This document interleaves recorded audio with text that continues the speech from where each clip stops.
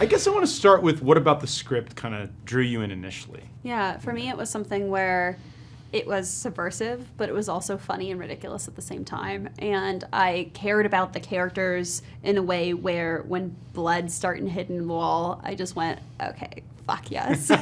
We're paying off, but we're setting up at the same time. Yeah, there's a long burn of like getting to know them, getting Yeah. to know the intricacies and feeling like something's wrong. Yes. Before the wrong things start happening. Yes. Happening. Can you talk a little bit about how you extend that, how you know pacing wise when to start and how far for to sure. go? I think that a lot of it's about the horror in our movie is motivated by the relationships these guys are having. And so if we don't set that up, it won't feel like as much of a payoff at the end because I've watched, as an avid horror lover, I've watched a lot of movies where people will just die off in the friend group and I go, okay. Or I'll just wait for the horror to come. But if it's something where we care about that to when it happens, then that's more satisfying. Do you feel like in this case, but in horror movies in general, sometimes the horror actions become metaphor for like the relationship problems? And that's kind of what this feels like, but I'm curious to hear you speak about that. Yeah, you know, the very grounded, not horror version of this movie is this couple has all of these issues in the relationship and will they break up or not? And ours is they have these issues and will they die or not because of them? And so it's just a lifted version of that. Yes. Yeah. And when you think about that, just kind of like horror has exploded. Like you say you love horror, but like this year particularly, it's everywhere. What is it about the genre and this moment in time that you think is so readily available to audiences, but also like filmmakers and new voices? Totally. I think it's an escape for people because things are so shit that it's really nice to feel comfy, cozy, and be able to enjoy that. I think that's one part of it. And I think it's also just a part of a community where, you know, growing up as an alt-goth emo kid, I go, oh my God, what I love now is mainstream. And people can say that there's horrible things and sadness in the world, but we can share it instead of just feeling sad about it all by ourselves. Yeah, what do you think were like the watershed moments that shifted that? Like now we are just, everybody's allowed to just let that flag fly. Yeah, I think... I don't know. I wish I knew the answer to that because I think we would maybe have so many more things figured out in the world if we knew that. So, you know what? We'll take what we did with horror movies and just give that to other people.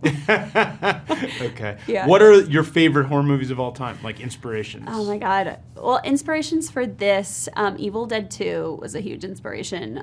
Ready or Not, also just because it's funny and it's campy, but we have this grounded character going through it. But beyond that, my horror taste is so broad. Like I love Clockwork Orange and I love Carrie and I love Freaks. But I also just love movies that make me feel uncomfortable. Like I say 8th Grade is a great horror movie, even though it's not technically, because I go, I feel uncomfy and I like feeling uncomfy. No, there's real horror sometimes. Yes. Evil Dead 2 is such a good reference point for this.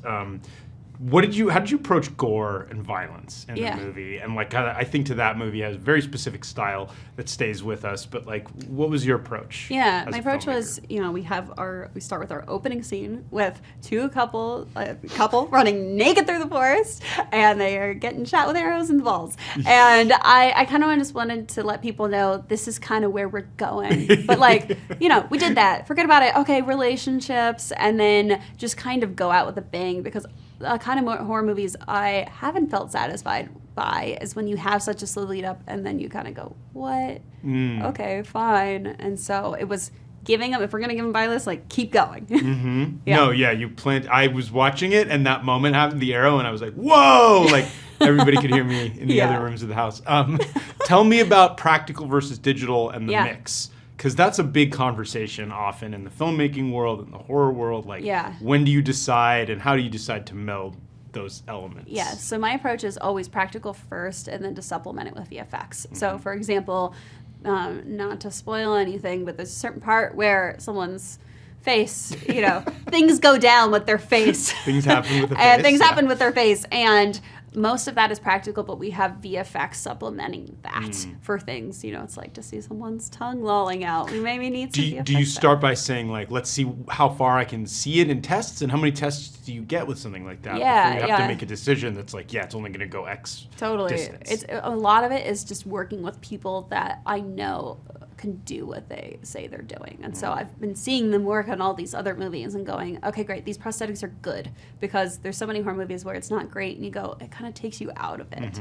And so it's that, but going, tell me everything you can do practically. Okay, we'll have VFX swoop in and like help us with the last part. Does it change the planning of the shoot days or hours and stuff like that? Yeah, exactly. But I think it's worth it to have the time to do things practically. Like there's just a tangible feeling to it, and with the actors being able to see what that's like. Like if you're walking around with a body part hanging off, it's going to feel a lot different how you are as an actor versus you look in post and you're like, oh, I guess they did that to me. Yeah. Yeah. When you cast, tell me a little bit about that process and the decision making and the talent you ended up with, which is amazing. Yeah, no, they all did a really great job. A lot of it was working with people that either myself or the producers worked with before, because I think it takes a lot of trust to go, okay, I'm in situations where there's nudity. Like, what is the reason it's being shown for the scene? What is the duration? How am I being portrayed? And kind of making sure everyone has an equality in that too. Yeah.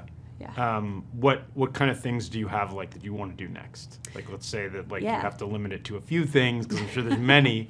But what are your like dream goal upcoming projects? Yeah, I want to make stuff that people keep enjoying and having communal experiences in theaters. So I love horror, but I love things that are lifted. So like doing a surrealist dramedy is something that is really exciting to me too.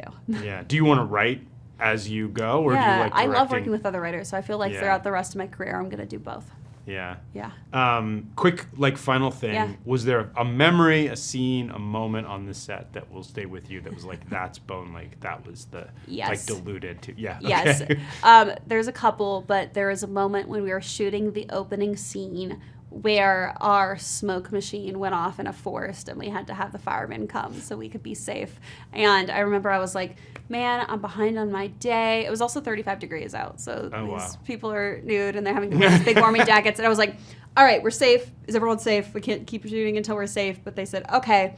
And the firemen, I accidentally called action too soon before the firemen left. And so everyone disrobed. And the fireman goes, I don't know what kind of movie you guys are making, but have fun with that. Nice. And that for me was just a peak experience. That is awesome. Yeah. I'm sure everybody got a good laugh. Thank you so much for your time today. Really appreciate it. Thank you so much.